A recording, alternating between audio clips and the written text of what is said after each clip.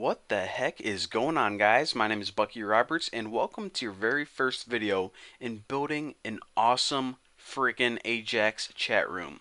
So this is actually the chat room that we're going to be building, and as you can see, it's very basic. I actually based this off some source code that I found from a book, Ajax and PHP Building Responsive Web Applications. It's an awesome book. Go buy it if you don't have it. But anyways, in these tutorial series, what I'm going to do is I'm going to show you guys how to build this Ajax based chat room.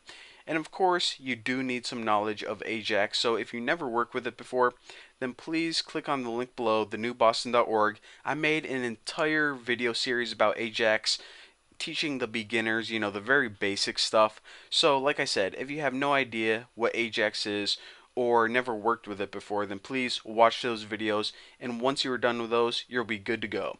So here is the application right here, and there's some cool features, but of course it's very simple. I didn't want to add too many features because right now it's very easy to integrate into your own web application. So let me go ahead and show you guys, a quick tour of it. Basically, of course you text like hi, my name is Bucky, and of course you can spell stuff wrong if you want to, and press enter, or you can press send, and then of course it goes to the database. And just to show you guys that this actually does work, I have my iPad right here, and I am pretending to be someone named Emily. So let me go ahead and send that message. And of course, I typed STFU on my iPad. And my cursor's right here, and I'm typing on my iPad, whatever, send. So boom. There you go. And this can have unlimited amount of people, or you can set it just as a private chat, one-on-one.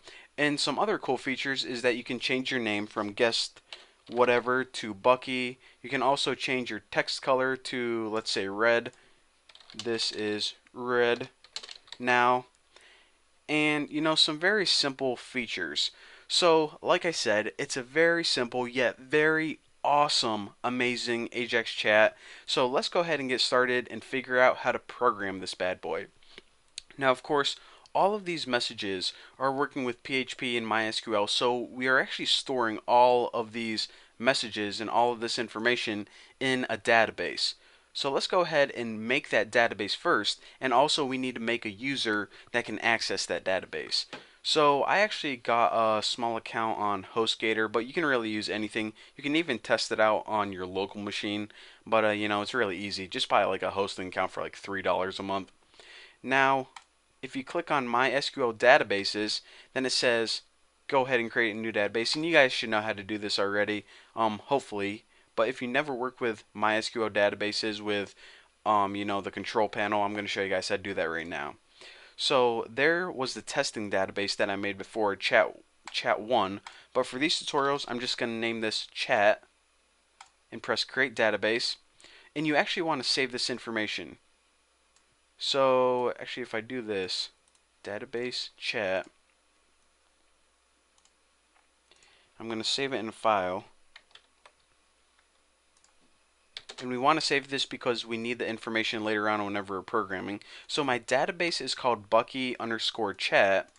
Now I'm going to go back, and now I have to make a user to access that database. So Bucky, I'm just going to name my user chat, and I'm going to generate a random password. Copy. I've copied this in a safe place. Use password. And create user. So the user is called Bucky_chat. So that's the user. And the password is this. And by the way, when I'm done with this tutorial, I'm going to change the password because I don't trust you guys, and you guys are probably going to try to hack my database. So that is basically how to do it, and I'm actually going to show you guys how to make the config file, and then I'm going to change my password. But anyways, go back, and now we have a database created, and we also have a user. But the user doesn't have access to that database yet. You need to give that user access to your database manually. And this is how you do it. Scroll down, and you're going to see add user to database. Find the user that you just created, Bucky Chat. In the database, Bucky Chat. Probably shouldn't name those, the same thing, but we did. F it in Adam. Now, not Adam like, a person named Adam, but add him or her to the database, depending on if your computer's male or female.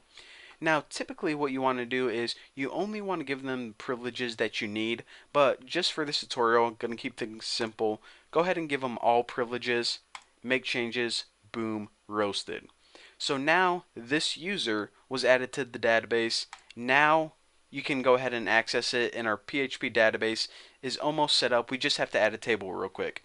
But before we do that, I actually want to show you guys how to make the config file. So I already made a single file before I even started making this tutorial, and that's my config file. And this is basically the file that establishes a connection to the database. So this is how you make that. Of course, it's a PHP file, and you guys probably have done this plenty of times before, but for anyone who, this is how you properly set it up. Even if you've done it before, then it's good to watch. So the first thing you want to do is define a couple things actually. The first thing is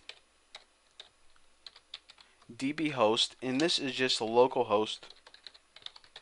And anytime you have a script and it's just running locally on the server, because this PHP file, it's not going to run on your computer, it's going to run on the server. And of course our database is also on that server, so that's why you can type localhost instead of specifying the IP address of the server. So we're actually going to want to define three more things. 1, 2, 3. So we have the host, which pretty much says what server do you want to connect to. Well, the same server that our PHP file is on. And the next thing that you want to do is you want to define a user, and that's just the username, which was Bucky Chat. And now you want to define the password, and that was just this thing right here, the password. And the last thing you want to define is, of course, the database name, and the database was also Bucky Chat.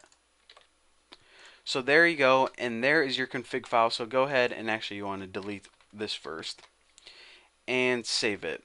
So now our config file is set up. The only other thing that we have to do is we need to make a table in the database so that whenever we're typing messages, of course, these have to be stored in a table inside your database. So that's what we're going to be doing in the next video. But for now, thank you guys for watching. Don't forget to subscribe, and I'll see you guys in the next video.